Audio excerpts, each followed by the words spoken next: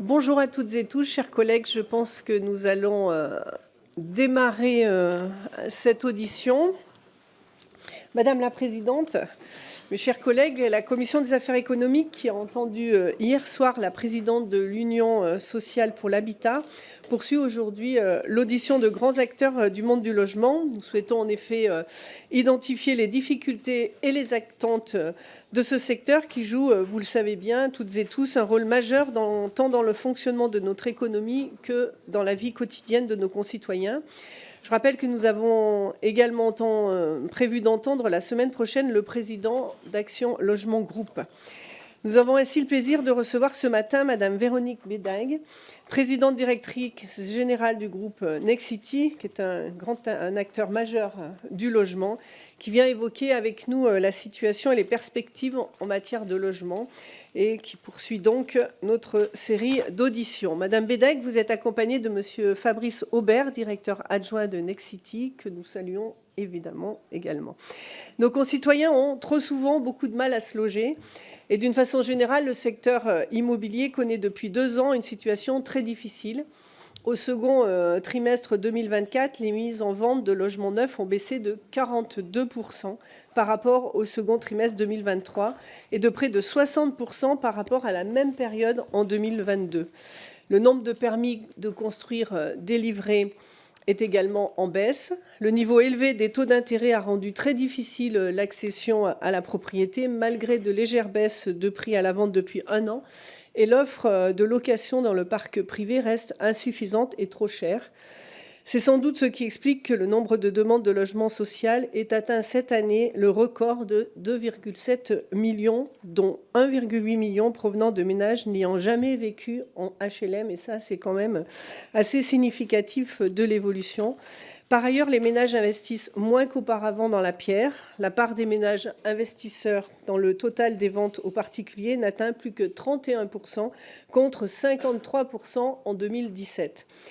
Dans ce contexte, notre commission entendra donc avec beaucoup d'intérêt votre point de vue sur l'évolution du secteur du logement, qu'il s'agisse de la construction et de la commercialisation de logements neufs ou de leur rénovation énergétique et de la politique qui permettrait de mieux les soutenir.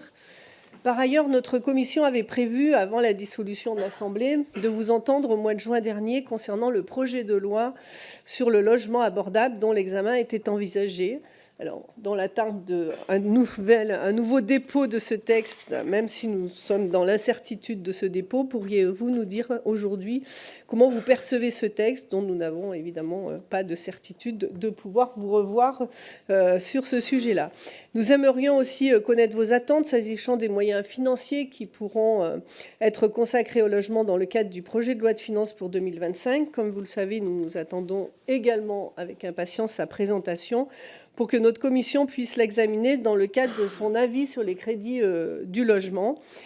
L'audition d'hier nous a laissé quelques inquiétudes, donc en particulier sur l'effet de la disparition annoncée des dispositifs soutenant l'investissement locatif qui pourrait avoir sur la construction de logements, ainsi que les conséquences d'une nouvelle baisse des soutiens à la rénovation énergétique des logements, alors qu'il nous faudrait évidemment maintenir ces efforts dans la durée.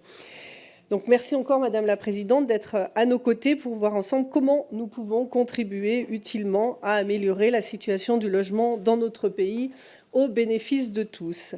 Donc je vais vous céder la parole pour une quinzaine de minutes. Ensuite, il y aura l'exercice des questions-réponses.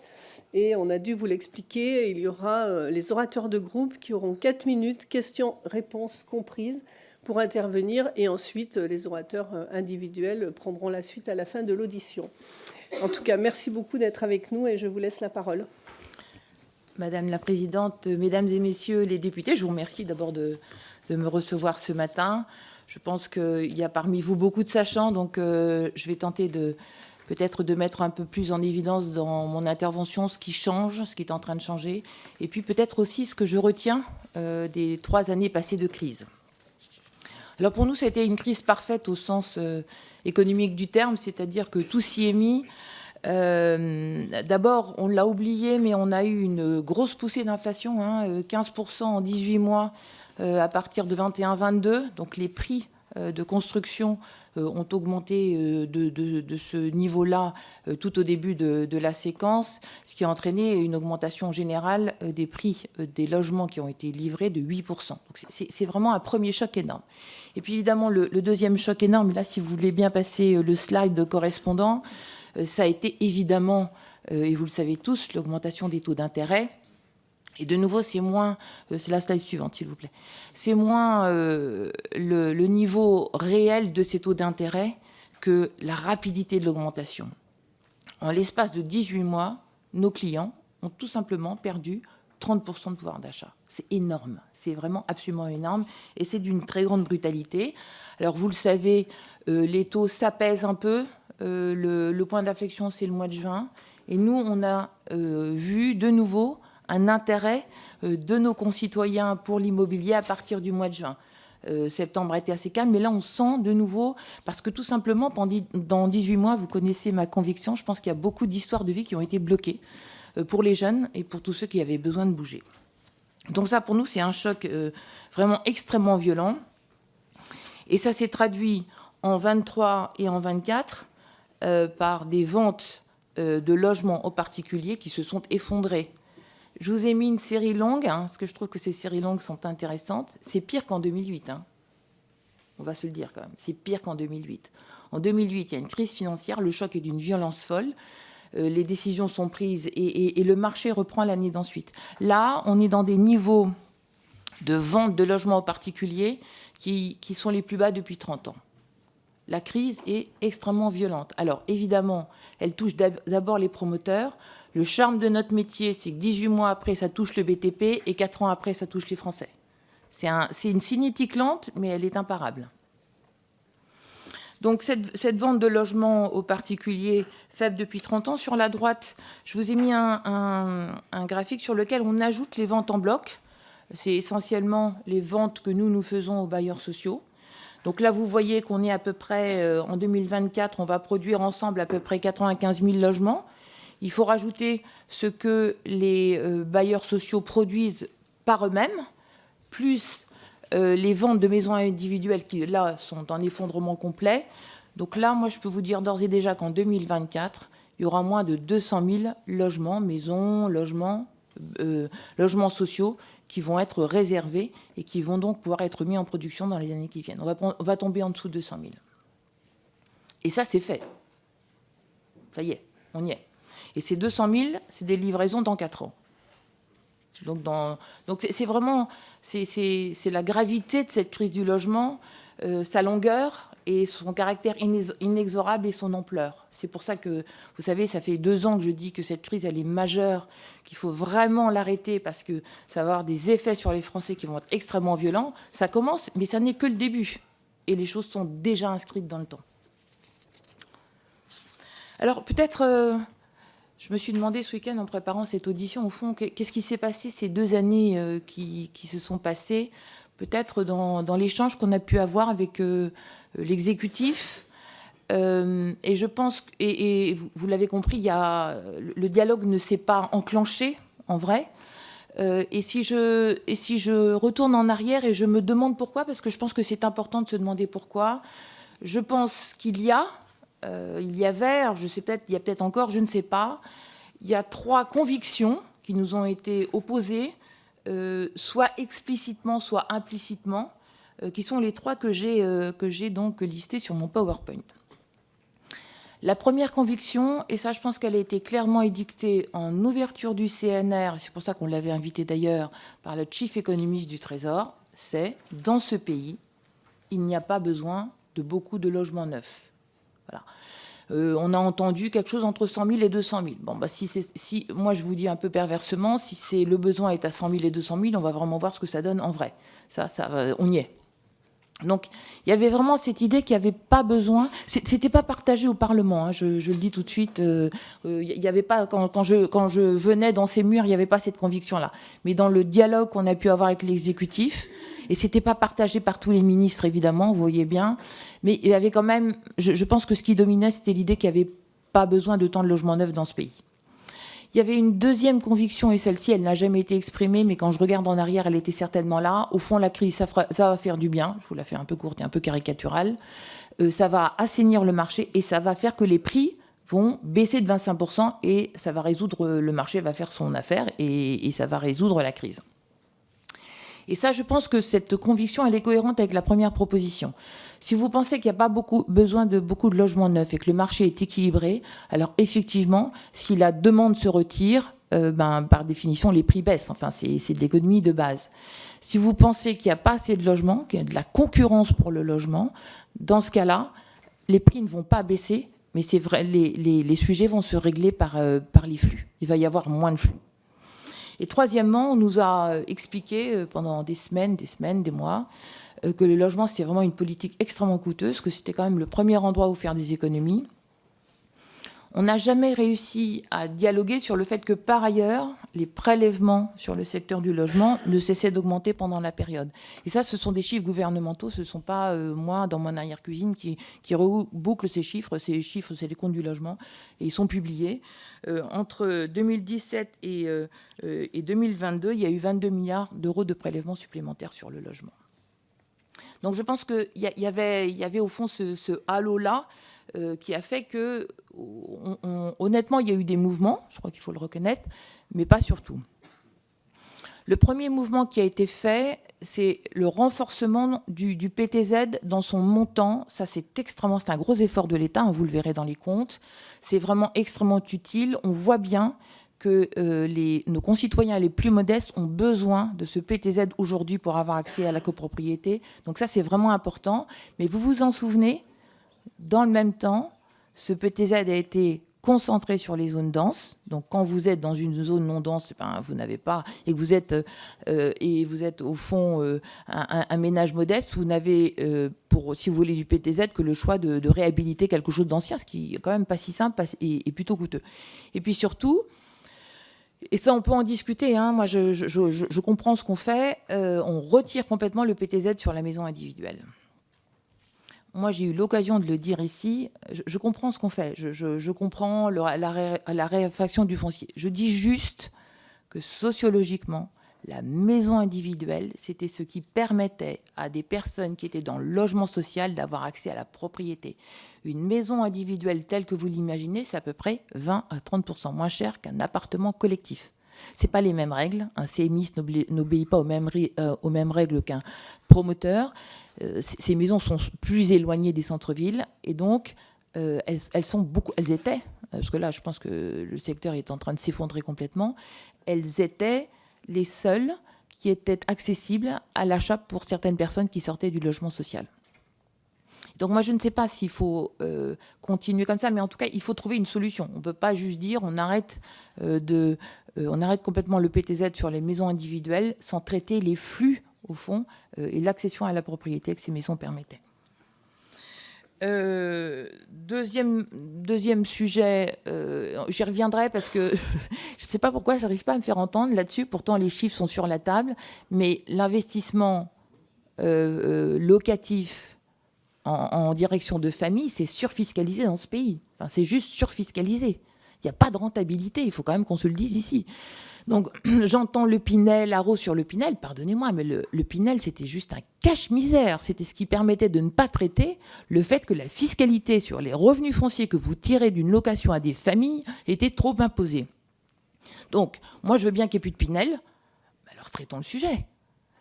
Et ce sujet, moi, je me souviens qu'Elisabeth Borne avait dit dans le CNR, on va prendre ce sujet à bras-le-corps et ce sera présenté dans le prochain PLF. C'était l'année dernière, c'était pas celui de cette année, c'était celui de l'année dernière.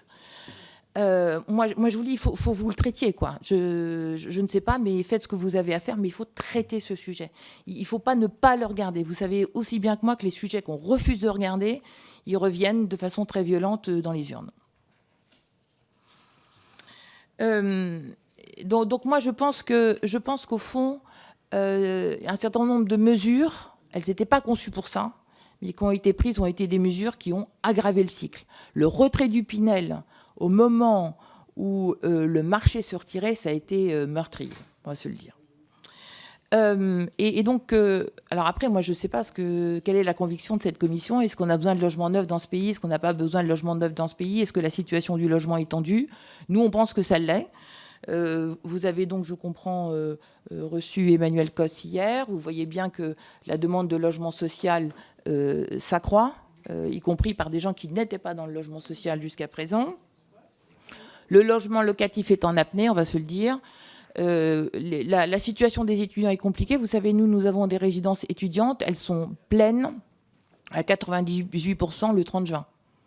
Les parents aujourd'hui, parce que ce sont les parents, il faut quand même bien se le dire, prennent des baux à partir du mois de juin pour être sûr que leur enfant, quand il arrive dans certaines villes métropolitaines, eh ben, il est sûr d'avoir son école. C'est terrible, hein. Enfin, moi, je trouve ça terrible. Donc, voilà. Donc, de mon point de vue, mais je pense que vous êtes tous sur le terrain, ces sujets-là vous remontent. La situation du logement aujourd'hui, elle est très tendue. Et moi, je tiens à vous dire que, vu ce que nous, on a réservé cette année, tous ensemble, ça sera encore plus tendu dans les années qui viennent. Le secteur du logement est un secteur à cinétique très lente. Alors, là, on y revient, hein, mais la crise n'a pas entraîné une vraie baisse des prix, en tout cas pas de l'ampleur de celle qui probablement était attendue.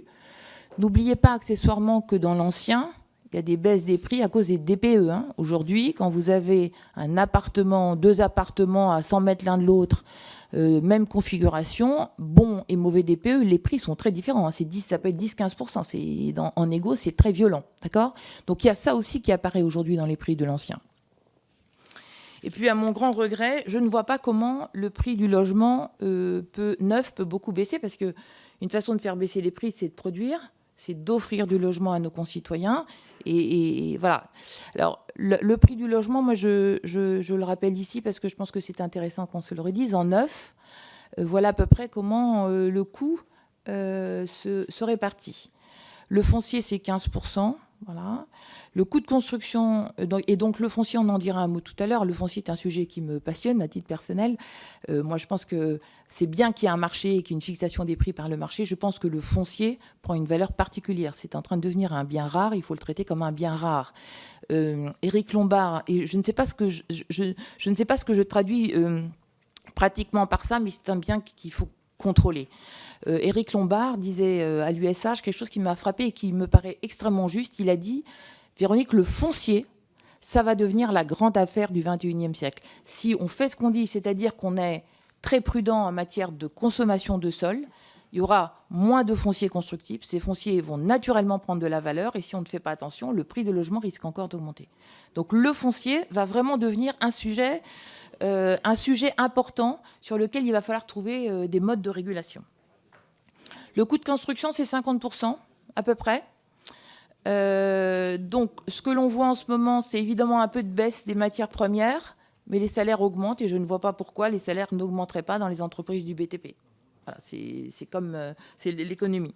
Un coût de commercialisation à 5%, des taxes à 25%, on va quand même se le dire ici, vous savez que j'adore ce type de sujet, 25%, hein, le prix final du logement qu'on vend en neuf, c'est 25%, c'est la TVA pour l'essentiel, mais pas que. Hein, il y a aussi des droits de mutation, il y a aussi des taxes d'équipement, il y a des taxes d'urbanisme. Enfin, donc c'est un quart du prix, ce sont des taxes aujourd'hui. C'est pour ça que ça rapporte à l'État d'ailleurs. Et puis la marge du promoteur, voilà, elle est dans le meilleur des cas à 5%, ce qui n'est pas beaucoup, moi je vous le dis, pour un métier où on prend des risques. C'est faible, 5%. Ça ne nous met... Et vous trouvez toujours tous la marge du promoteur trop élevée. Je vous invite à regarder quelles sont les marges classiques d'entreprise classiques. Vous allez voir que c'est bien plus élevé qu'une marge de promoteur aujourd'hui. Alors, de mon point de vue, conviction, je pense que honnêtement, la baisse des taux, elle nous aide là. Ça respire mieux. Mais la baisse des taux ne va pas régler le problème qu'on a face à nous. La baisse des taux, alors on pourrait échanger longuement. Moi, j'ai lu plein de papiers là-dessus. On va pas retourner à 1%. On va être quelque part quand la fin de la baisse des taux sera achevée. Au mieux à 2,5, probablement davantage autour de 3, je pense. Les Français s'endettaient à 4,2 début d'année. Ils sont à 3,66. Vous voyez bien que ce qui nous reste à faire en baisse des taux de crédit immobilier n'est pas si importante que ça. Donc ça ne va pas suffire. Mais ça reprend doucement, c'est-à-dire nous, on sent de nos clients un vrai intérêt qui reprend pour l'accession.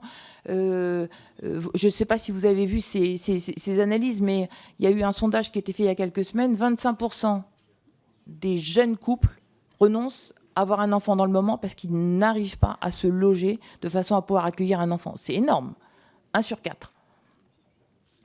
Alors, ce qui est aujourd'hui à l'arrêt, alors moi, je ne parle pas d'Airbnb ou des niches fiscales diverses. Ce qui est aujourd'hui à l'arrêt, c'est le segment des investisseurs particuliers qui sont tout simplement en train d'acheter un logement pour loger des gens qui ne sont pas des touristes, qui sont des étudiants, qui sont des personnes qui cohabitent, qui sont des familles. Alors ça, c'est un secteur qui est à l'arrêt.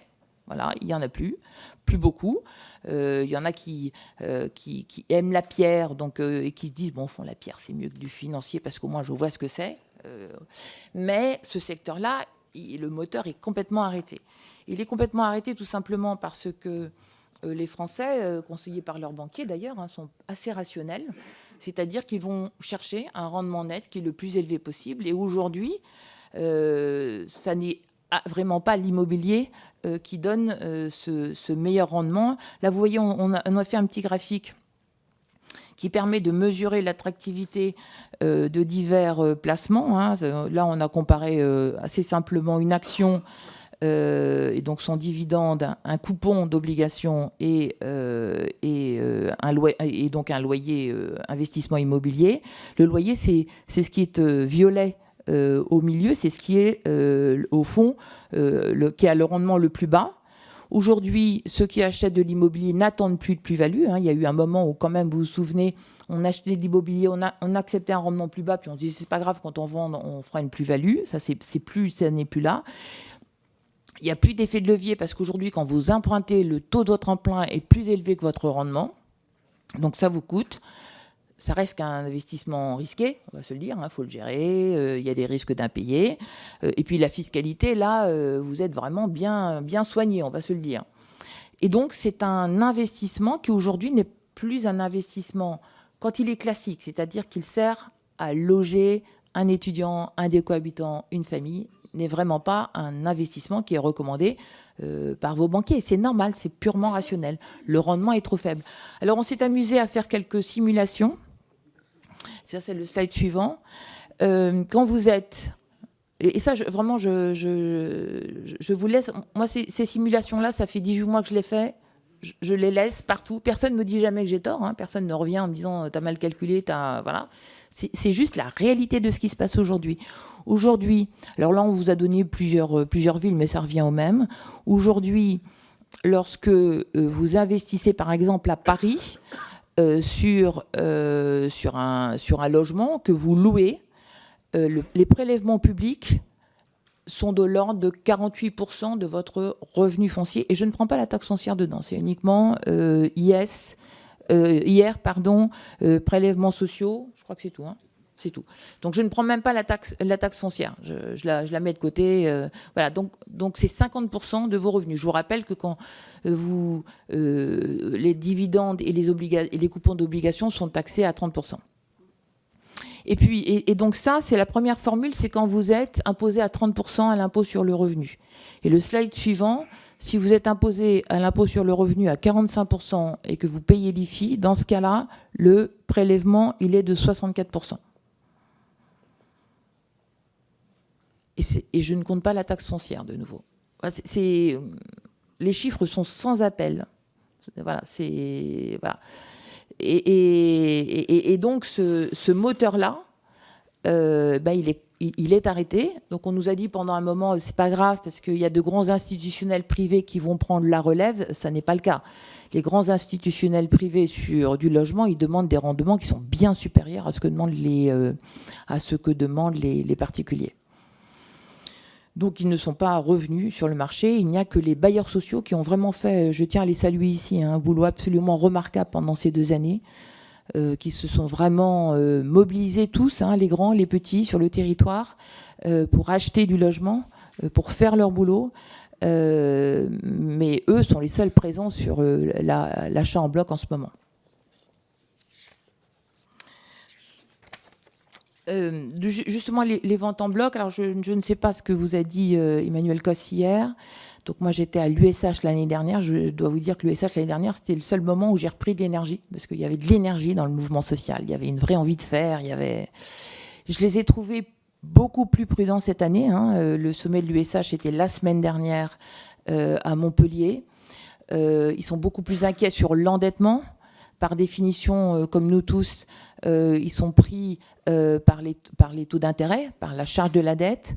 Moi, je pense que le mouvement social, Caisse des dépôts, Action Logement et tous les bailleurs sociaux seront quand même moins présents en 2025 sous contrainte financière qu'ils ne l'étaient en 23 et en 24, où vraiment ils ont été extrêmement présents, extrêmement mobilisés.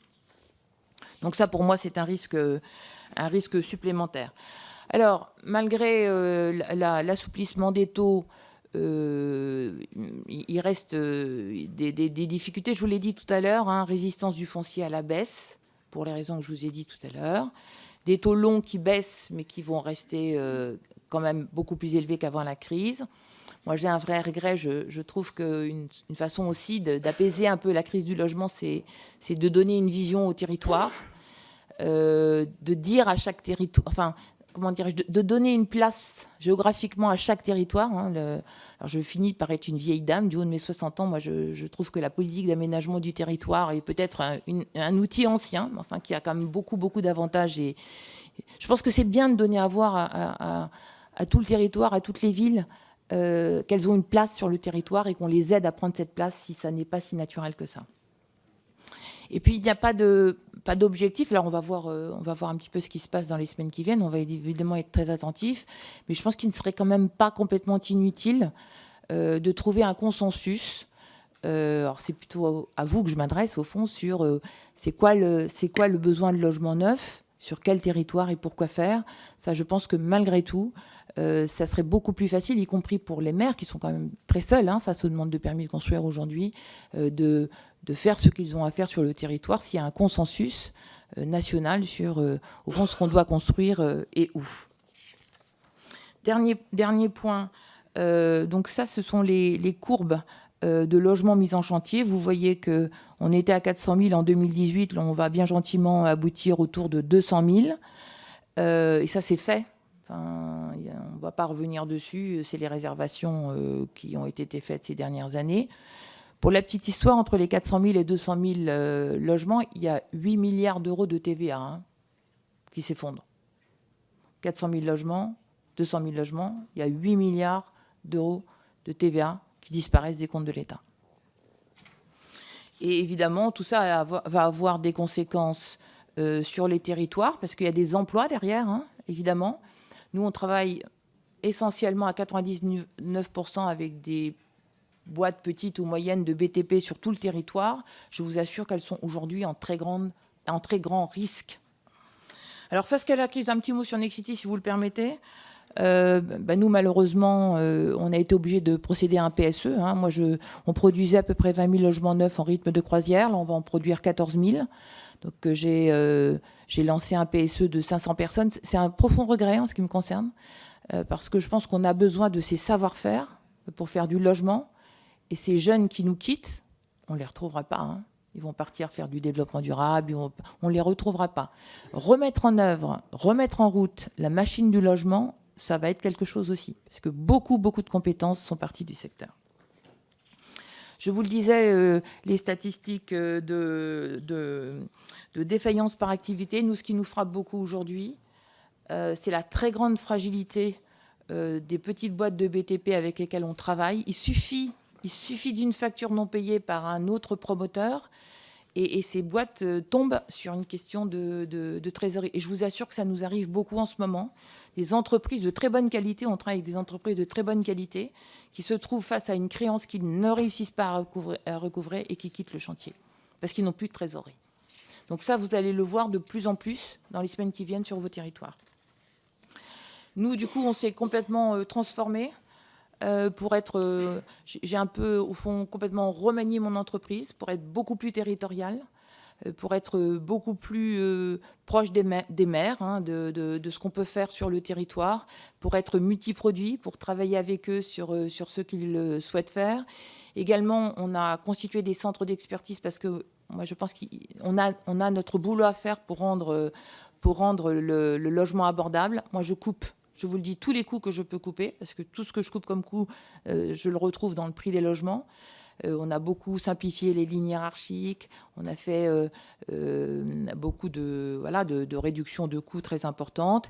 Et puis, on travaille beaucoup, vous savez, on l'a beaucoup fait dans le passé, sur les modes constructifs, comment est-ce qu'on sait construire. Et il y a des solutions pour le faire, hein, moins cher, mais avec une RE 2020 de très grande qualité.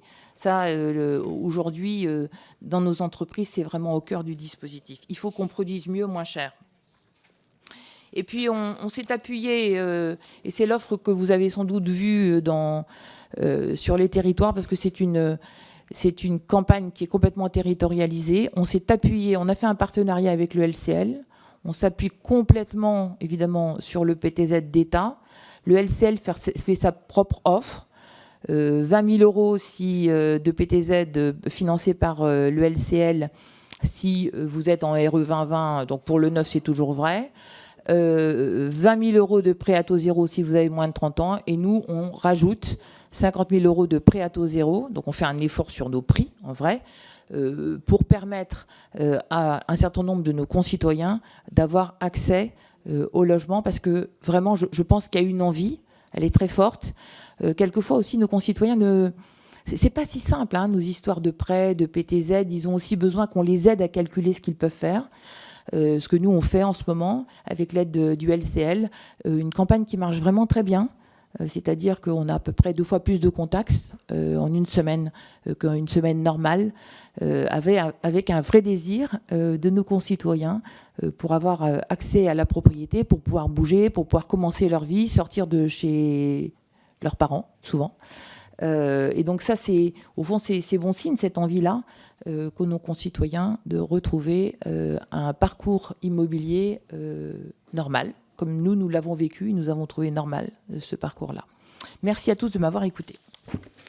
Merci beaucoup, Madame la Présidente, pour cette présentation très complète. Vous avez largement dépassé le temps qui vous était attribué, mais c'était tellement intéressant que je n'ai pas voulu vous couper, et les données sont extrêmement précieuses pour nous, notamment à l'aube de l'examen du projet de loi de finances 2025. D'ailleurs, je vous avais sollicité sur votre regard sur ce projet. Vous n'avez pas trop évoqué, mais les questions des collègues vont sûrement être là-dessus, et ça vous permettra de pouvoir y répondre. Et puis, si ce n'est pas le cas, on pourra le faire en fin de séance. En tout cas, je vais donner la parole aux orateurs de groupe.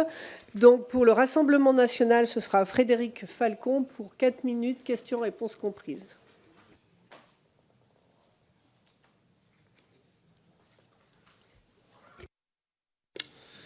Merci Madame la Présidente, Madame la Présidente Directrice Générale.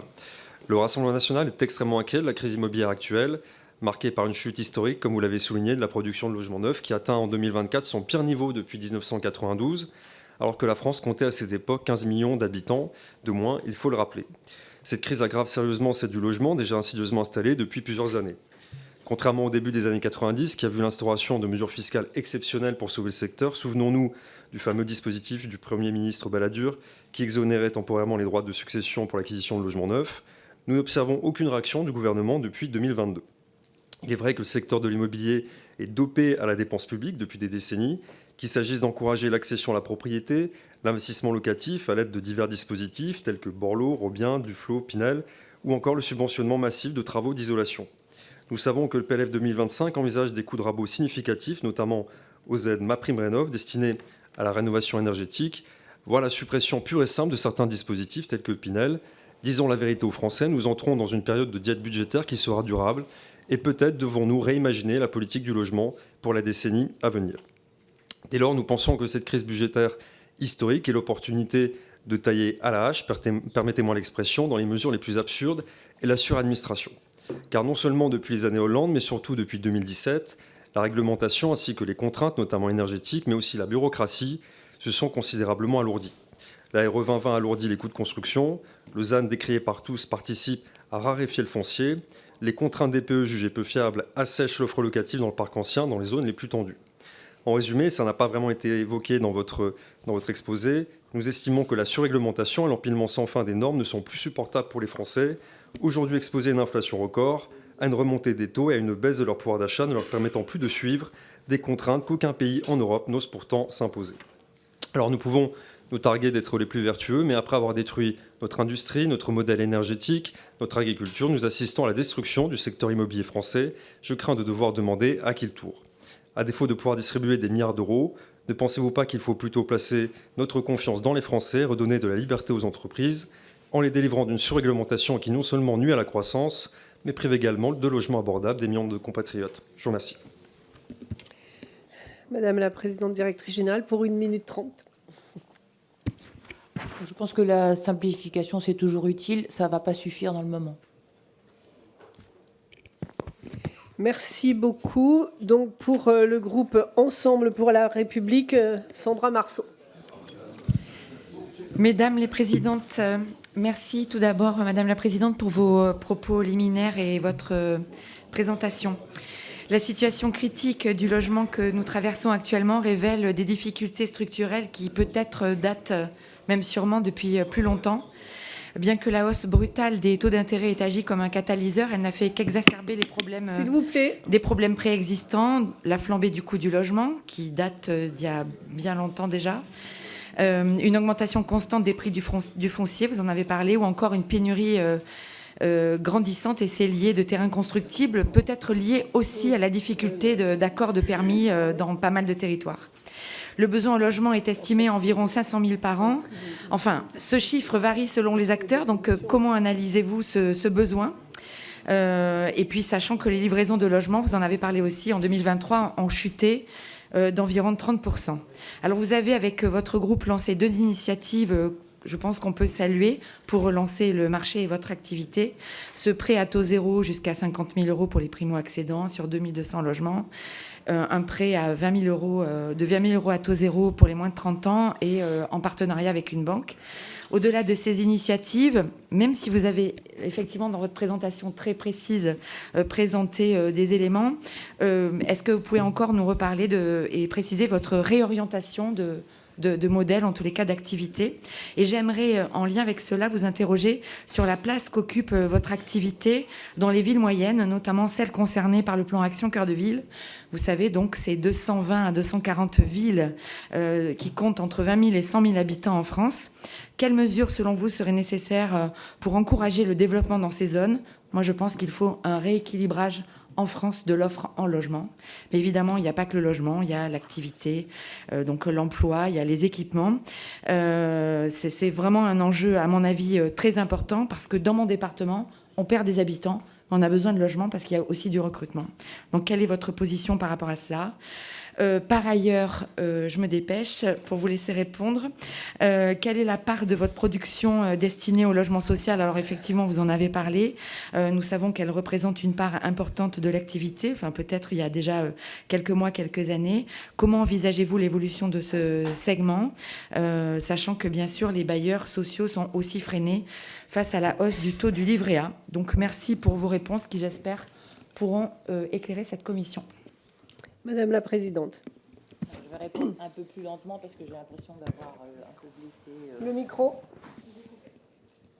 J'ai l'impression d'avoir un peu blessé la personne qui m'a posé la question, ce qui n'était pas du tout l'objet. Mais comme vous m'aviez dit 1 minute 30, je me suis concentrée. C'est absolument rien de personnel ni de politique. Hein. Je ne suis pas ici pour faire de la politique. Je suis présidente de Nexity. Et voilà, ça suffit déjà beaucoup à ma journée. Donc, si quelqu'un s'est senti blessé, il n'y avait absolument aucune intention, je tiens à vous le dire.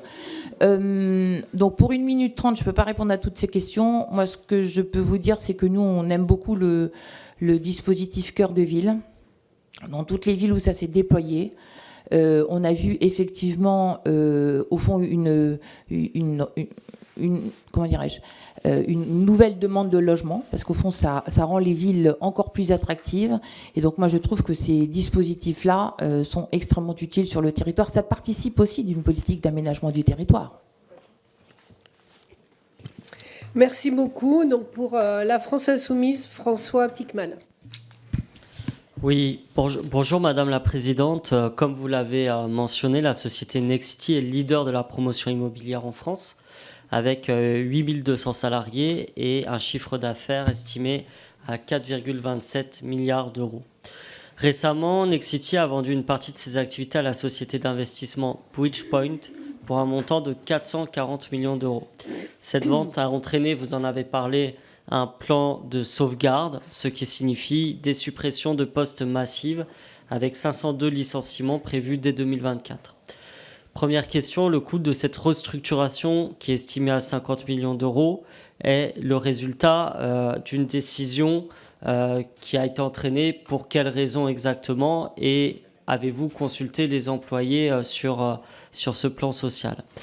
Deuxième question, par rapport à des chiffres que vous avez projetés, vous avez mis qu'il y avait eu plus 99% de candidatures en 2 ans par offre de logement locatif, si j'ai bien compris. Comment l'expliquez-vous? Et moins 34% d'offres locatives en 3 ans, avec des loyers qui auraient augmenté de plus 8% entre 2022 et 2023. Cela amène sur une question qui est peut-être un angle mort de la perception qu'on a de la crise du logement, qui est la rétention de logements par des multipropriétaires. On sait aujourd'hui que 50% des logements en location sont détenus par 3,5% de multipropriétaires. Et quand on regarde les chiffres, si la France est un pays de propriétaires, elle est un pays de petits propriétaires occupants, puisque les 2/3 d'entre eux sont dans ce cas-là. Ensuite, on a un quart qui est assez disparate, avec 12,8% des personnes qui détiennent 2 logements, et ensuite 7,7% qui ont entre 3 à 4 logements, et ce qu'on peut commencer à appeler des multipropriétaires avec 5 à 9 logements, 2,9%, 10 à 19 logements, 0,5%, et même des personnes qui ont plus de 20 logements, 0,1%.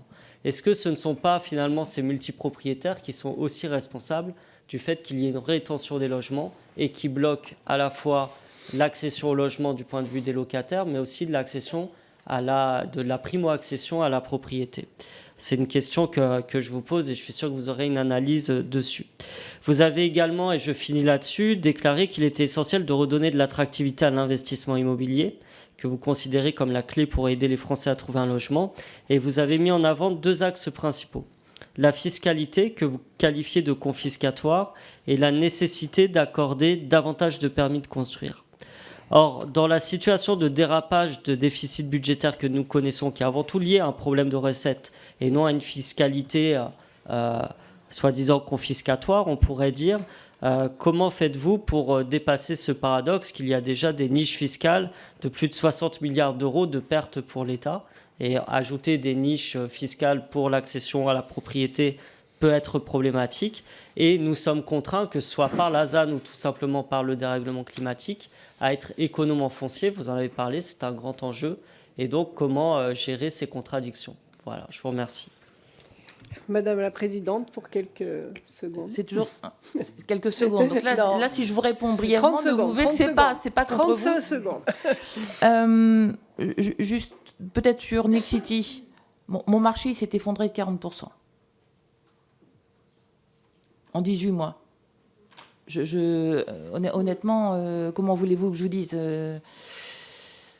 Il a fallu que je prenne des décisions. Enfin, ça n'est pas tenable pour une entreprise. On ne peut pas avoir un appareil productif qui est trop important par rapport au marché. Donc, et bien évidemment que j'ai travaillé ça avec les syndicats. Vous savez, les PSE sont quand même des procédures extrêmement réglementées. Enfin, on a travaillé avec eux pendant 5 mois.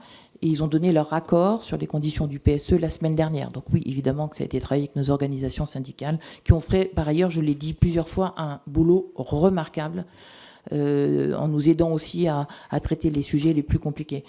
J'ai encore une demi-seconde ou plus? Oui, allez-y, sur les multipropriétaires. Moi, je n'ai pas d'avis particulier là-dessus, de là où je suis. L'essentiel, c'est qu'il y ait des gens qui puissent être logés. Hein. Enfin, moi, j'ai pas de... Il faut du locatif privé. Alors, qui est propriétaire? Moi, ça peut être des grands institutionnels. Vous vous rappelez, dans les années 90, on avait des grands institutionnels qui étaient propriétaires. Après, ça s'est terminé par la vente à la découpe, dont certains maires ont quand même gardé un souvenir ému. Moi, j'étais à la ville de Paris à l'époque. C'était très compliqué. Donc, il faut nourrir ce marché de locatif privé. Le logement social ne peut pas tout faire. Merci beaucoup. Je vous invite, chers collègues, à laisser au moins une minute pour les réponses. Donc, pour le groupe socialiste, Iñaki Etxaniz. Merci, Madame la Présidente. Madame la Directrice Générale, l'accès à la propriété devient un luxe de plus en plus inaccessible pour les Français, contraints de rester locataires à vie quand ils parviennent encore à trouver une offre abordable et durable. En cause notamment le fort décrochage entre les revenus des ménages et le prix de l'immobilier qui a augmenté dans une proportion beaucoup plus importante depuis 20 ans. L'impact est fort sur la vie des ménages, parcours résidentiel enrayé, mal logement en progression, budget logement qui s'accroît, projet personnel étudiant professionnel bouleversé par le manque d'offres, vous l'avez évoqué.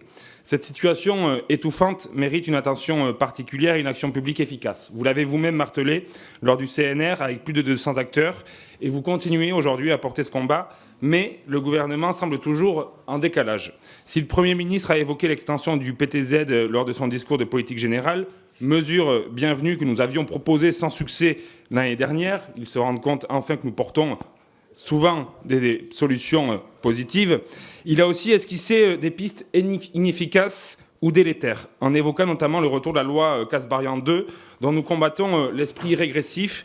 Il mettrait à mal la loi SRU qui doit être pourtant renforcée. Quel serait, Madame la Présidente, le visage du parc du logement dans notre pays sans cette loi SRU ? En parallèle, nous constatons une attrition sérieuse du logement permanent au profit des résidences secondaires ou de locations de courte durée. C'est un sujet important puisqu'il a un vrai impact sur le nombre de logements disponibles, mais aussi sur le prix. À Paris, on parle de 20 000 logements résidentiels perdus. Au Pays Basque, en 4 ans, le prix de l'immobilier a augmenté d'environ 30%. Tout ça participe bien à la crise. Vous avez évoqué la question du rendement insuffisant pour la location longue durée. Je parlerai plutôt de rendement disproportionné entre la courte durée et la longue durée. Avec Anaïg Lemeur, nous avons travaillé sur un certain nombre de sujets, et notamment un choc fiscal pour avantager aujourd'hui la longue durée. Qu'en pensez-vous ? Le projet de loi de finances nous promet un débat passionnant sur le logement et la fiscalité qui s'y attache. À ce titre, et alors que la progression forte du prix de l'immobilier est une problématique majeure, vous avez évoqué la question du foncier, la nécessité de le réguler. Quel est votre avis sur un encadrement du prix du foncier ? Et plus largement, quelles mesures fiscales préconiseriez-vous pour promouvoir la construction de logements abordables et durables ? Je vous remercie. Madame la Présidente. Dans ma minute 30, moi, je pense que les sujets Airbnb doivent être traités, mais ils ont deux faces. Ils sont naturellement plus rentables. Les loyers ne sont pas contrôlés, c'est payé d'avance, et en plus, ils ont une niche fiscale. Donc, vous avez raison, c'est bingo. Mais moi, je vous dis que ça n'est pas parce qu'on aligne la fiscalité de l'Airbnb sur la fiscalité d'un logement loué classiquement à une famille que vous allez... Enfin, la rentabilité va rester la même. Enfin, les investisseurs ne vont pas choisir entre une rentabilité quand ils achètent du logement. Ils ne vont pas réfléchir entre est-ce que je fais du Airbnb ou est-ce que je fais du classique. Ils vont dire finalement, comme le classique n'est pas rentable, les chiffres sont sur la table. Moi, si on se trompe sur les chiffres et si la fiscalité n'est pas confiscatoire, dites-le nous parce que on va le dire à nos clients. Hein. Ils vont choisir entre ça et une obligation, des actions. Enfin, il y a plein d'autres produits financiers aujourd'hui disponibles. Donc, ça n'est pas parce que vous abaissez l'avantage fiscal de Airbnb que la location aux familles va repartir. Je ne sais pas ce que vous voulez faire, mais en tout cas, ça n'est pas. Il ne va pas y avoir un tuyau naturel entre ceux qui font de la location le court durée, ils le font en ayant en tête des taux de rentabilité. Et voilà. Donc il ne faut pas. Le traiter un sujet ne va pas vous permettre de traiter le deuxième. Il faut traiter les deux en même temps.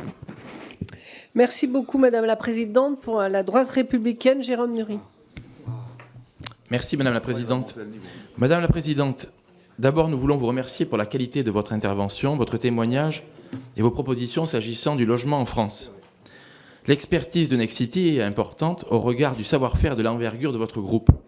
Et personnellement, votre regard m'intéresse d'autant plus, non pas que vous fassiez des opérations d'envergure dans mon département de l'Orne, ce que je regrette, mais parce qu'un de vos fondateurs y a élu résidence depuis plusieurs années et y fait un travail considérable pour la réhabilitation du patrimoine et la promotion du territoire. Vous l'avez dit, le secteur du logement n'est pas au mieux, pour des raisons conjoncturelles, et je pense notamment à la hausse des taux d'intérêt et la frilosité des banques, mais aussi structurelles, les lourdeurs administratives, les injonctions des pouvoirs publics, à commencer par le législateur, qui désoriente le secteur, dont l'environnement juridique ne cesse de changer. Entre les classes thermiques attribuées sur des critères hasardeux, les normes thermiques contradictoires entre la RT 2012 et la RE 2020, où en quelques mois, on vous encourage à chauffer au gaz, puis finalement à le bannir des habitations, même s'il est vert, le secteur ne peut être que déboussolé. À cela se rajoutent des dispositifs fiscaux au périmètre géographique fluctuant et sans visibilité sur le long terme.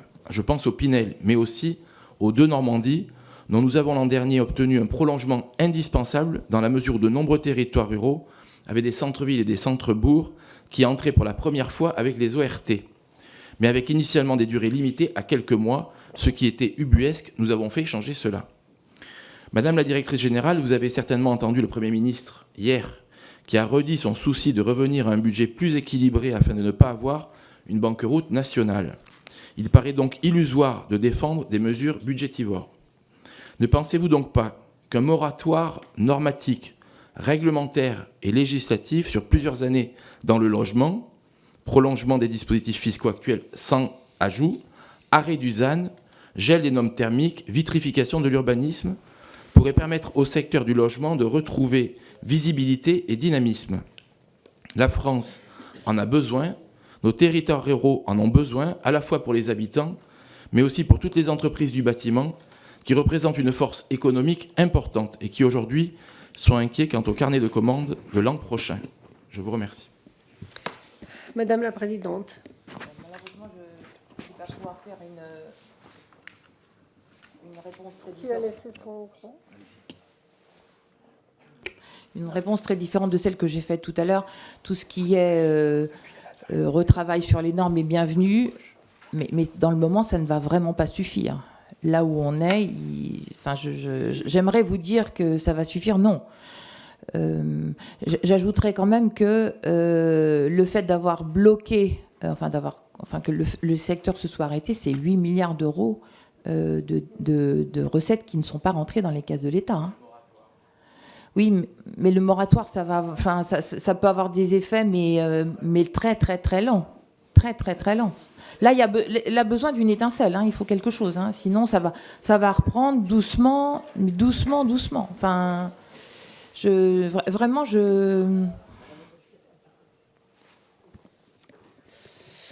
Merci Madame la Présidente. Pour le groupe Écologie Sociale, Charles Fournier. Merci Madame la Présidente, merci Madame la Présidente, directrice générale. Les constats ont été dressés, ils sont alarmants et je crois que ça me fait gagner du temps et ça vous en laissera pour pouvoir répondre à mes questions. Vous avez, face à cette crise, évoqué deux leviers, celui de la fiscalité que vous considérez comme confiscatoire. Moi, j'aurais plutôt tendance à dire qu'il y a une forme d'injustice dans cette fiscalité et que pensez-vous que nous devrions faire dans le cadre du projet de loi de finances qui vient et de quelle manière pourrions-nous intégrer une progressivité de l'impôt plutôt que simplement d'abaisser pour tout le monde le niveau des taxations. Je pense aux multipropriétaires, par exemple, ça a été évoqué, est-ce qu'il n'y aurait pas à réfléchir à une justice fiscale plus importante? Deuxième élément, vous avez parlé davantage de permis de construire là où les Français veulent vivre, veulent étudier. Je voudrais que vous développiez ce que cela veut dire, parce qu'en termes d'aménagement du territoire, ça peut poser des questions importantes. Et puis deuxième axe, et à contrario de ce que vient de dire mon collègue, le Premier ministre hier a parlé d'une dette écologique. Et donc si on fait un moratoire, cette dette écologique va continuer à exploser. Donc moi, je voudrais que vous puissiez évoquer la nouvelle stratégie Nexity, qui, j'ai lu quelque part que vous la faisiez reposer sur 3 R, le recentrage, le redimensionnement et le redéploiement. Moi, j'aurais bien rajouté d'autres R, la régénération, la réhabilitation, la rénovation. Et je voudrais que vous nous disiez de quelle manière vous comptez répondre à cet enjeu majeur, puisque le logement est un des secteurs les plus émetteurs en gaz à effet de serre, un des plus consommateurs en matière d'énergie, de consommation d'énergie finale. Et donc, de quelle manière vous allez là-dessus repenser votre stratégie, de quelle manière vous pouvez apporter des réponses là-dessus? Madame la présidente, c'est à vous. Moi, je pense qu'il ne m'appartient pas, au fond, d'imaginer des mesures fiscales. Je pense que l'administration est parfaitement dotée pour ça, du moment que l'instruction est donnée, en fait. Hein.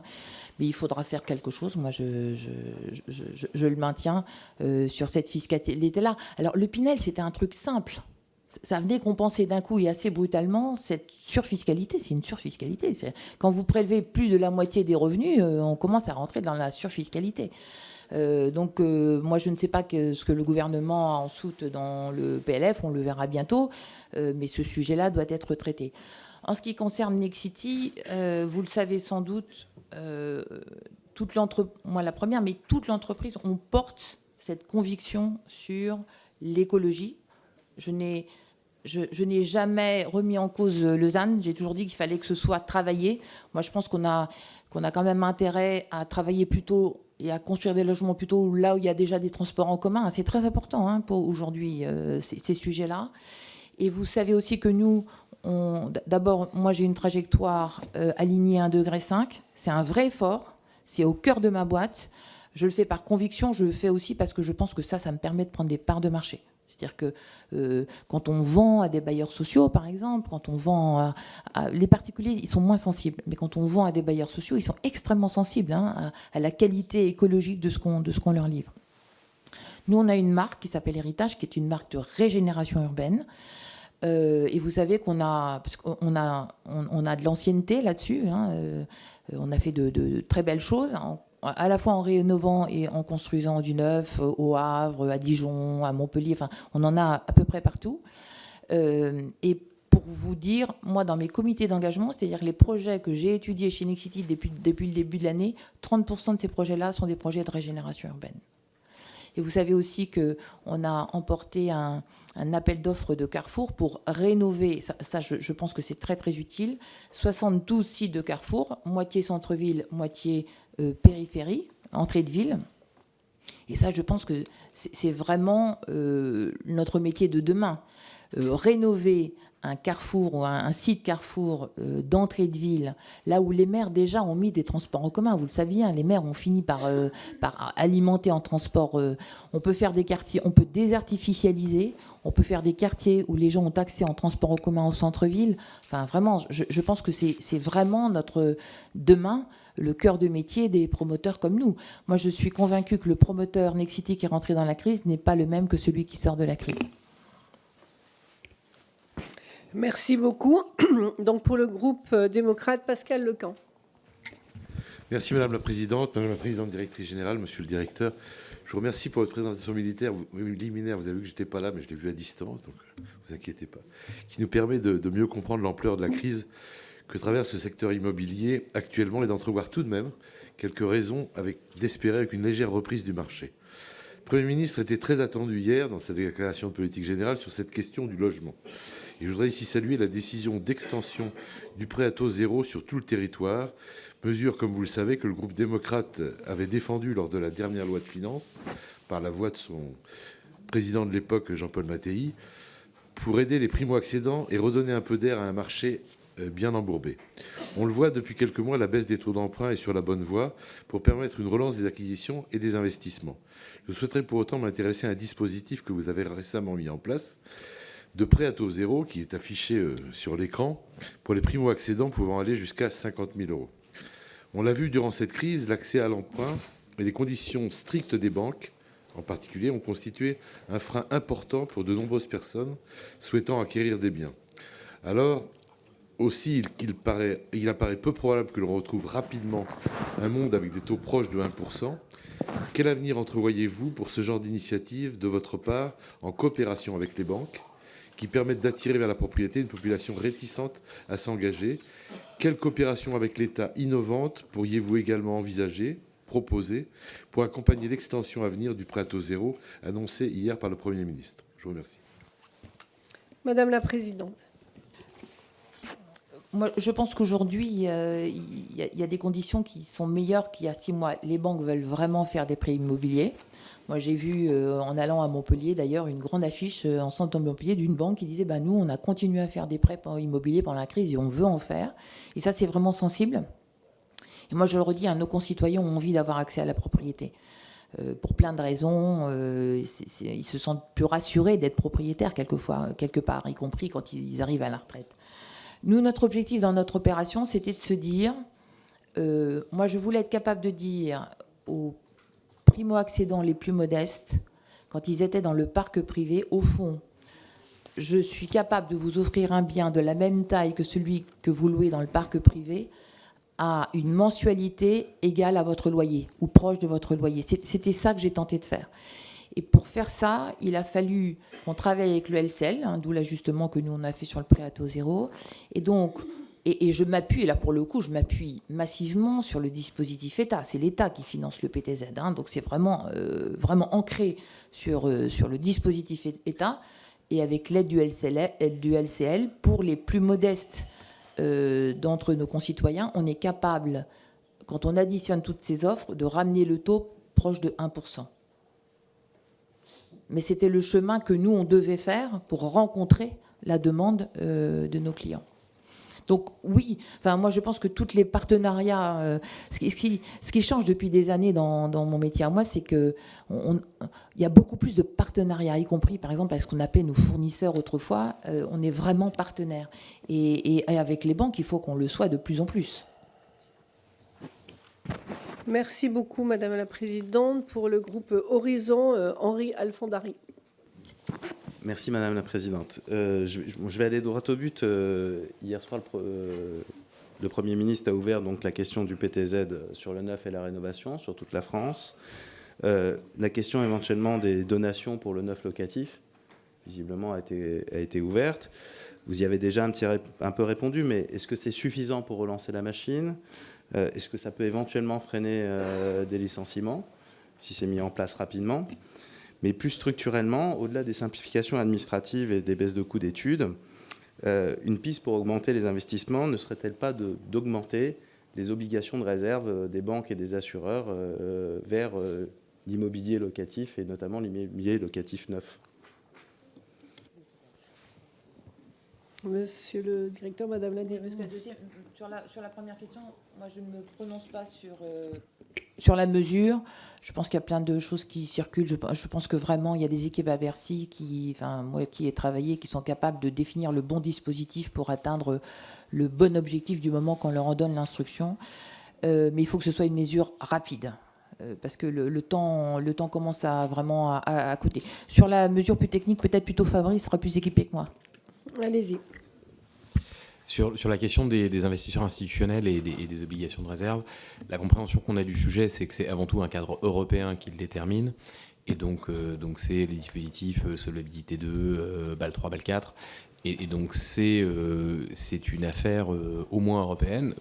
Évidemment, nous, on a le sentiment que ce qu'on appelle les actifs réels, dont font partie l'immobilier, sont traités de manière un peu punitive dans les schémas prudentiels qu'on impose aux assureurs et aux institutions bancaires.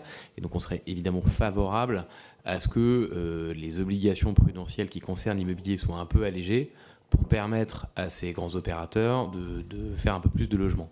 Cela dit, on retrouve toujours le problème de la rentabilité, c'est-à-dire que c'est des gens qui collectent des fonds d'épargne, qui ont pour mission de les placer avec les meilleurs couples risque-rendement. Et aujourd'hui, il faut bien constater que l'immobilier ne présente pas un couple risque-rendement suffisamment attractif pour que ces grands investisseurs choisissent d'y revenir, indépendamment des obligations prudentielles auxquelles ils font face. Donc c'est sans doute une piste, mais il faut la compléter par d'autres dispositifs pour que ça puisse vraiment produire un effet. Merci beaucoup. Pour le groupe Lyot, Christophe Negelen. Alors, j'avais levé la main pour prendre la question après. Normalement, c'était Harold qui est orateur, donc je vais lui laisser la parole et je poserai ma question après. Très bien. Allez-y. Dans les 4 minutes. Merci à vous. Alors, je crois qu'on a tous ici, et vous l'avez bien exprimé, la conviction que la crise du logement actuelle est une bombe sociale à retardement, avec des conséquences qui sont à la fois économiques et humaines, qui sont incalculables. Le Premier ministre, hier, a annoncé des mesures qui sont bienvenues sur le PTZ, sur un certain nombre d'adaptations réglementaires. dont on peut douter néanmoins qu'elles constituent des leviers suffisants pour inverser une tendance lourde dont vous avez bien expliqué et les sous-jacents et les mécanismes. En revanche, il a attiré l'attention sur la question du ZAN, qui se lie avec la question du foncier que vous avez évoqué. On est tous ici, ou on l'a tous été, élus ou anciens élus locaux. On est tous très conscients qu'on demande notamment aux maires de résoudre la crise du logement, mais la tendance des 50 dernières années a été de les priver systématiquement de l'essentiel des leviers d'action, des prérogatives d'urbanisme dont bénéficiaient nos prédécesseurs et qui étaient indispensables à l'époque à la construction massive de logements pour les besoins des Français. Comment vous voyez l'opportunité que peut être un nouveau vecteur législatif sur le ZAN par rapport à la question foncière, et quels seraient les leviers pour essayer de débloquer ce que vous constatez d'ailleurs sur vos chantiers et vos marchés de promotion, c'est-à-dire la pression sur le refus des permis de construire, la lourdeur de la réglementation, le risque contentieux et l'ensemble de ces procédures qui aujourd'hui ralentissent la production de logements. Madame la Présidente, allez-y. Moi, je pense qu'il faut, ça c'est ma conviction, être très prudent sur la consommation de foncier. À un moment T, ça paraît une facilité, mais se mettre à construire loin des zones où il y a des transports en commun, au bout d'un moment, c'est quand même très compliqué. Donc, je comprends, moi, que les maires ont besoin de plus de pragmatisme et de souplesse dans cette application de la ZAN. Je crois qu'il y a eu beaucoup de travaux qui ont été faits au Sénat, il y a eu beaucoup de travaux qui ont été faits ici. Non ? Vous faites non. Mais j'avais l'impression, en tout cas, qu'il y avait des réflexions au Parlement qui permettaient de rendre l'application du ZAN acceptable par les élus locaux. Moi, je trouve que non, ils me font signe tous que non. Donc non. Pas tous, non, mais une partie. Une partie, voilà. Moi, ce que je pense, c'est que malgré tout ce qui s'est passé ces dernières années, ça nous a obligés, nous, opérateurs, avec les maires, à regarder d'autres types de promotion. On s'est intéressé à de la régénération urbaine, par exemple, qui est quand même beaucoup plus compliqué à faire, beaucoup plus risqué, qui suppose des abaissements de prix de foncier beaucoup plus forts. Mais je pense que c'est vraiment bien qu'on fasse ce type de choses. On rénove au fond des friches, on rénove des immeubles de centre-ville. Ça, je pense qu'il ne faut pas perdre ce drive-là sur la rénovation urbaine. Elle est moins consommateur de carbone, elle permet de construire des logements à des endroits où il y a des transports publics. Elle embellit la ville aussi. Hein. Je vous assure qu'il y a des moments. Moi, il m'arrive moi de photographier quand je passe des immeubles que nous on a rénovés et restructurés. C'est vraiment très beau. Donc, je pense qu'il faut vraiment ne pas lâcher cette corde-là du développement des promoteurs. Merci beaucoup. Pour le groupe UDR, Alexandre Allégret.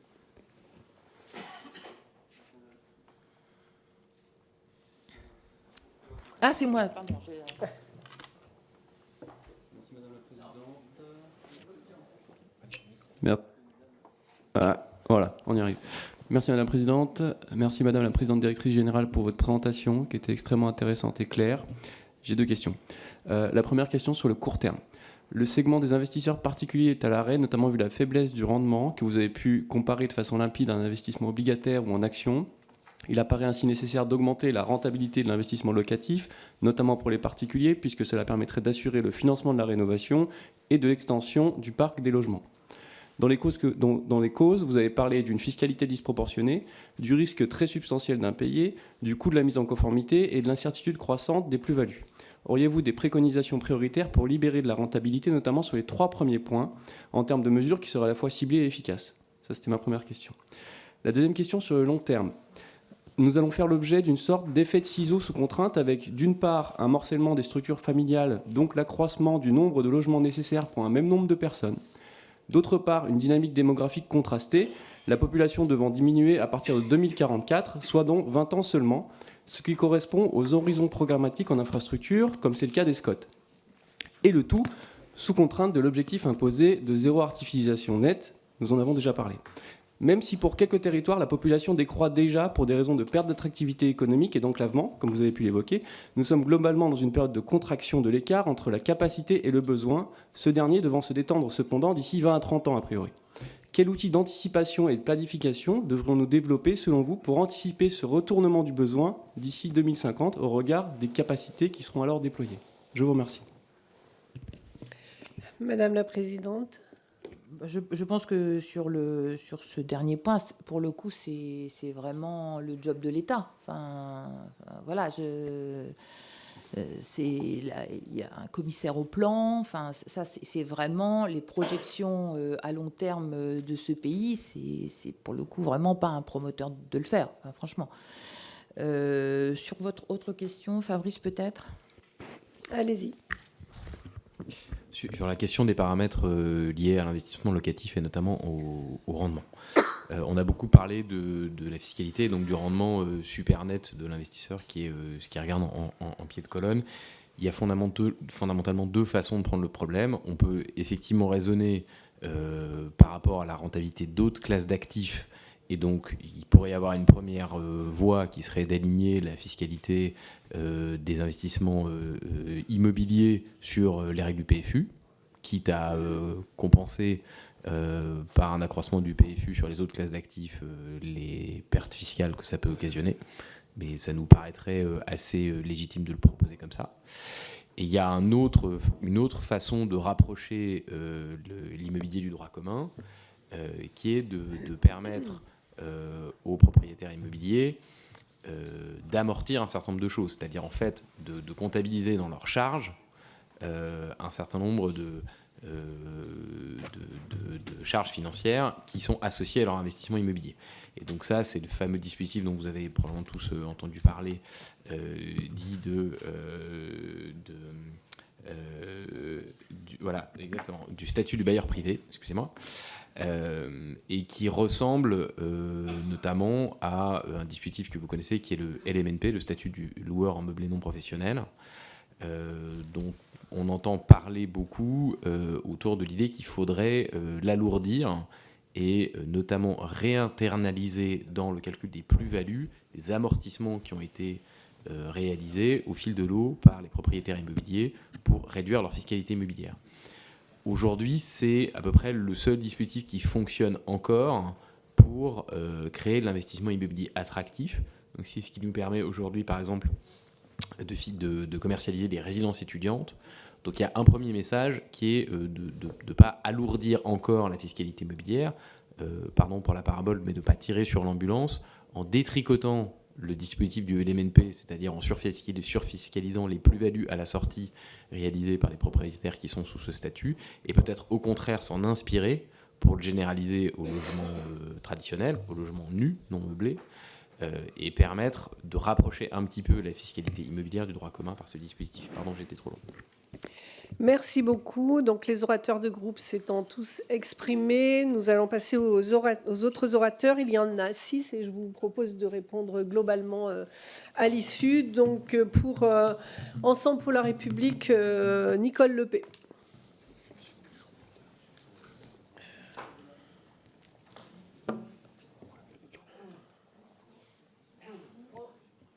C'est bon, merci. Merci Madame la Présidente.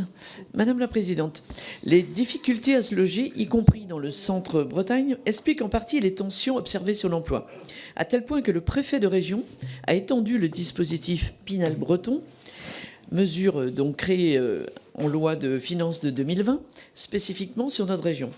Tout comme le dispositif national, le Pinel Breton prendra malheureusement fin au 31 décembre 2024. Que pensez-vous de la fin de ce dispositif et de son impact sur le marché du logement, notamment en Bretagne, et quelles initiatives pourraient être envisagées pour le remplacer? Je vous remercie. Pour le groupe socialiste et apparenté, Valérie Rossi. Merci Madame la Vice-présidente. Madame la Présidente, Directrice Générale, merci pour votre présence. Le parcours résidentiel des personnes âgées et des personnes en situation de handicap tout au long de la vie constitue un enjeu majeur de la transition vers une société plus inclusive.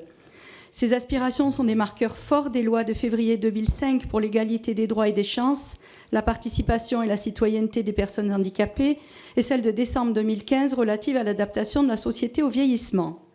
Le département rural et de montagne des Hautes-Alpes dans lequel je suis élue a fait de l'habitat inclusif un de ses chevaux de bataille. En 2021, la NCT a lancé sa démarche Bien vieillir dans les petites villes de demain. En 2022, le gouvernement avait annoncé un déploiement d'ampleur de ce secteur. Nexity développe depuis 15 ans et accompagne le développement de cet habitat, donc vous connaissez bien le sujet. Je souhaiterais savoir, Madame la Présidente, si, comme on peut le craindre, la crise du logement a impacté dans les mêmes proportions ce logement inclusif, et si avec votre groupe, vous avez d'ores et déjà travaillé, et en quel sens, pour poursuivre le développement de cet habitat qui apporte une réponse sociale et sociétale indispensable au bien vivre ensemble. Merci. Merci. Pour la droite républicaine, Jean-Pierre Vigier. Oui, merci Madame la Présidente. Madame la Présidente directrice générale, vous l'avez clairement précisé, nous faisons face à une crise de logement qui persiste, malgré quelques signaux encourageants sur le marché locatif, avec une légère baisse des taux d'intérêt et des banques qui sont plus enclines à prêter. Cependant, la construction de logements neufs reste insuffisante, en raison de la difficulté à obtenir des permis de construire et d'une fiscalité que vous avez vous-même qualifiée de confiscatoire. Entre l'impôt sur le revenu, la taxe foncière et l'IFI, investir dans le logement devient de moins en moins attractif. Aussi, moi j'ai une question très claire par rapport à vos propos. Quelle est la mesure, et je dis bien la mesure, la plus urgente à prendre pour, renverser cette tendance et relancer rapidement la construction? J'avais une question sur le ZAN, mais vous avez répondu. Je vous remercie. Merci. Pour les démocrates, Pascal Lecamp. Je vais peut-être compléter la question de mon collègue Vigier. Madame la Présidente, c'était sur le ZAN, justement. Suite à la question de M. Fournier, vous avez une petite réponse, je réagis dessus, qui m'a, en tant que maire d'une ancienne ville de 2800 habitants, petite ville de demain et qui a fait tout ce qu'il fallait, vous avez dit qu'il faut moduler le ZAN. Et moi, j'aimerais savoir, il y a une grosse attente de la plupart des maires ruraux, de la suppression du ZAN. Bon, il y a eu la réserve foncière. Mais qu'est-ce que vous, quand vous avez prononcé la moduler le ZAN, qu'est-ce que vous pensez pouvoir proposer qui permettrait d'avoir une certaine flexibilité pour répondre aux attentes des territoires ruraux qui ne sont pas les mêmes, et en particulier, parce que moi j'ai eu le sujet précis, avec les bailleurs sociaux qui, eux, sont pratiquement les seuls capables de réinvestir dans le vieux à l'intérieur des centres-bourgs et à la demande d'aller construire des pavillons à l'extérieur. Voilà. Il faut arriver à mesurer les... Et je suis complètement d'accord avec vous, mais ce travail, c'est un travail de fine-tuning, comme on dit en anglais, de ciblage très précis. Et j'aimerais savoir les idées que vous avez là-dessus. Pour le groupe Lyot, Christophe Négel. Merci Madame la Présidente. Madame la Directrice Générale, deux questions. J'étais un peu surpris tout à l'heure de la réponse quand un des collègues vous demandait quels leviers fiscaux vous pourriez proposer, en tout cas vous imagineriez, qui pourrait relancer justement la consommation et la construction, et vous disiez c'est à l'administration de le faire. Le but, nous, de vous entendre est aussi d'avoir votre avis pour que demain, lorsque l'administration justement proposera ces solutions, on puisse, en tant que parlementaire, et au vu des différentes auditions qu'on aura eues, proposer des choses, pourquoi pas contradictoires. Donc ça pourrait être intéressant quand même que vous nous donniez, vous, en tant que professionnel, quels seraient vos principaux leviers. Et ma deuxième question concerne le taux d'endettement maximum préconisé par le Conseil de stabilité financière. Est-ce que ce taux d'endettement pour les ménages de maximum 35%, pour vous, contribue à freiner l'investissement dans le secteur immobilier? Parce que même si ça peut en effet protéger certains ménages, ça empêche l'investissement d'autres, parce qu'on part uniquement d'un point de vue pourcentage et non pas en prenant les revenus dans leur globalité. Merci pour votre réponse. On poursuit avec Mélanie Thomien. Merci Madame la Présidente. Madame la Présidente, merci pour votre présence parmi nous. Vous avez dit tout à l'heure une phrase très importante qui est la suivante: donner une vision à chaque territoire pour construire une politique de logement. Cet enjeu de la déclinaison territoriale apparaît comme un point essentiel dans notre réflexion aujourd'hui. Je voulais vous poser quelques questions en la matière. Comment peut-on développer cette ambition à hauteur de territoire? Les régions en particulier ont-elles un rôle plus fort à jouer dans la vision stratégique de nos territoires en matière de logement? Et enfin, à hauteur de territoire, estimez-vous suffisant les cadres de concertation et d'échange face à la crise du logement, qui sont évidemment spécifiques entre nos différentes zones de résidence, entre d'une part les acteurs de l'immobilier, les promoteurs, mais aussi le secteur bancaire et les élus locaux. Je vous remercie. Stéphane Michou. Merci Madame la Présidente. Madame la Présidente directrice générale, 20% de la population vit sur nos littoraux qui pour beaucoup sont menacés. Ils sont menacés à court terme, à moyen terme et à long terme, menacés par l'érosion, menacés aussi par la submersion marine. J'ai participé il y a quelques semaines aux rencontres architecture et territoire organisées par l'Ordre national des architectes sur le thème « S'adapter au recul du trait de côte, l'eau au cœur de l'habité ». Compte tenu du dérèglement climatique qui est à l'œuvre sur nos littoraux, je voulais savoir quels étaient vos projets d'investissement et comment, dans le cadre de projets innovants, inventifs, vous envisagiez de continuer à développer de l'habitat sur ces territoires qui, malgré les menaces, restent particulièrement attractifs. Merci beaucoup. Jean-Luc Burgeot. Oui, merci Madame la Présidente. Oui, moi je voudrais arriver, on a beaucoup parlé aujourd'hui de rentabilité, et je voudrais juste livrer une réflexion. Je n'avais pas prévu poser une question, mais en disant que c'est bien, c'est sûr que les placements boursiers aujourd'hui sont beaucoup plus juteux et rapportent beaucoup plus, mais moi je continue à penser, alors c'est peut-être mon côté paysan et terrien, qui dit que quand même ça reste un placement sûr. C'est-à-dire qu'aujourd'hui, vous avez 300 000 euros à votre disposition, et là, je pense qu'il y a beaucoup de Français qui peuvent se reconnaître. Peut-être qu'aujourd'hui, ça marche très bien, mais moi, demain, acheter un logement pour le louer, même s'il ne rapporte pas beaucoup, dans 20 ans, je suis à peu près sûr que mon logement, il existera encore. Alors que dans le monde qu'on vit aujourd'hui, je ne suis pas sûr que quelqu'un qui place 300 000 euros les retrouve encore dans 20 ans. Et je trouve que, voilà, on n'en parle pas assez peut-être aussi. Et pour terminer, Iñaki Etchaniz. Oui, mais je vais reprendre les deux propos de mes collègues LR, à la fois sur la mesure numéro 1 que vous porteriez et effectivement sur le fait que je suis d'accord qu'il faut inciter la location longue durée avec des investisseurs privés, mais qu'effectivement le logement ne doit pas être vu seulement sur le prisme du rendement. C'est un investissement sur le long terme, un investissement sûr, et que ça ne doit pas être non plus l'objet d'une spéculation.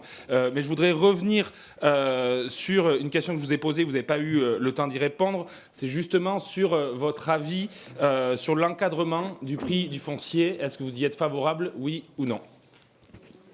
Très bien, je crois que chacun s'est exprimé. Non, nous avons un collègue qui souhaite... Oui, absolument. Allez-y. Exactement. Le groupe m'avait inscrit normalement pour poser une question, mais je vais être très rapide. Moi, je voudrais remettre un point sur le sujet du ZAN, puisque en 2023, sur BFM TV, vous indiquez votre soutien à ce dispositif. On en a un peu parlé, mais je voudrais que vous puissiez clarifier. Je pense qu'on est tous d'accord pour dire que ça fait beaucoup de mal au logement. Qu'en pensez-vous ? Bien. Est-ce que tous les collègues ont pu s'exprimer ? Oui. Donc, Madame la Présidente Directrice Générale, je vous laisse répondre à l'ensemble de ces questions et ainsi conclure cette audition. Merci beaucoup. Alors, je vais faire du mieux que je peux, mais il y a beaucoup de questions et certaines dépassent un peu mes compétences de juste patronne d'une boîte de promotion. Je n'ai pas de solution et d'avis sur tout. Sur le ZAN, moi, je pense que, je l'ai dit, je pense clairement que... Moi, je suis convaincue qu'on est dans une crise climatique et que chacun doit faire des efforts. Nexity s'est engagé, on a une trajectoire 1,5 degré. Et donc, moi, en tant que patronne de cette entreprise engagée, je préfère faire de la rénovation urbaine plutôt que de construire dans des zones où il n'y a pas de transport en commun, par exemple. D'accord ?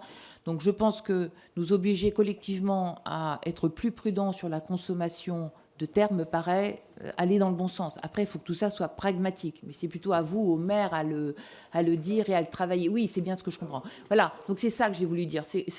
Il y a de très bonnes idées, puis quelquefois, elles se déroulent de façon technocratique et tout le monde devient fou. Enfin, on a tous vécu ça. Donc c'est ça qu'il faut réussir à trouver. Sur la mesure, moi j'ai tenté de vous le dire tout à l'heure, ce qui est vraiment panne aujourd'hui, c'est l'investissement en immobilier. Moi, je suis d'accord avec vous, c'est-à-dire que nous, on le dit, ça, au moins dans 10 ans, et il y a des Français qui sont convaincus de ça. Ils aiment aller voir ce qu'ils ont acheté, c'est beaucoup plus... Voilà. Mais enfin, dans le moment, il faut quand même bien se dire que de fait, ils votent avec leurs pieds et c'est pas là qu'ils mettent leur argent dans une location classique. Pour des sujets de rendement, malgré tout, c'est... Alors, quelle serait ma mesure préférée? Écoutez, il y a beaucoup d'idées. Moi, je pense qu'il faut retravailler cette fiscalité au fond. Mais ça suppose de regarder l'IFI, ça suppose de regarder la taxe foncière. Enfin, on est quand même dans des sujets qui sont hyper délicats, hein. Donc, si on fait des mesures, les propositions qui sont sur la table, je crois, c'est soit du Pinel retravaillé, qui est connu des Français, efficace, rapide, des mesures type Balladur, si j'ai bien compris, ou alors une mesure très simple, on dit que grosso modo, l'immobilier n'est pas plus taxé qu'un coupon d'obligation ou qu'un dividende, et on fait un prélèvement fiscal unique. Ça, c'est simple. Mais après, je ne sais pas comment on gère les sujets d'IFI et de foncier à l'intérieur. Sur le non-profit, oui, nous, on a... Et sur la résidence, le logement inclusif, je pense qu'on est le seul promoteur à avoir une activité non-profit, c'est-à-dire que lorsque l'on construit, que ça s'y prête, que le maire le souhaite, on fait des résidences qui accueillent des personnes sans domicile fixe, enfin un certain nombre de populations beaucoup plus fragiles, toujours en association, en partenariat avec une grande association nationale. Et ça, on en produit à proportion de ce qu'on produit en logement classique. Je ne suis pas une ONG, je ne suis pas un non-profit en soi. Il faut que je puisse faire du bénéfice pour pouvoir en redistribuer sur ces activités-là. Mais nous, on y tient beaucoup, hein. C'est très important pour nous, ça, l'habitat inclusif dans nos projets. Oui, les 35%, vous avez raison, ça bloque sur l'investissement. Le règle du Haut Conseil à la sécurité financière, les 35% qui sont appliqués également à un primo-accédant et à quelqu'un qui investit, ça n'a pas de sens. Et ça également, ça ralentit beaucoup l'investissement immobilier. Et puis je pense que j'ai répondu à toutes les questions, je crois. Le littéro et le trait de côte, écoutez, nous, on continue, on a des équipes qui continuent évidemment à construire dans des territoires qui restent malgré tout très attractifs. On n'a pas de problème d'attractivité en Bretagne ni sur le littoral, hein. Très bien. Écoutez, merci beaucoup, Madame la Présidente Directrice Générale, Merci. Monsieur le Directeur, pour tous ces éléments qui nous seront évidemment très précieux dans l'examen des différents textes qui nous seront proposés. Chers collègues, nous levons la séance et nous avons rendez-vous mercredi prochain à 9h30. 9h30.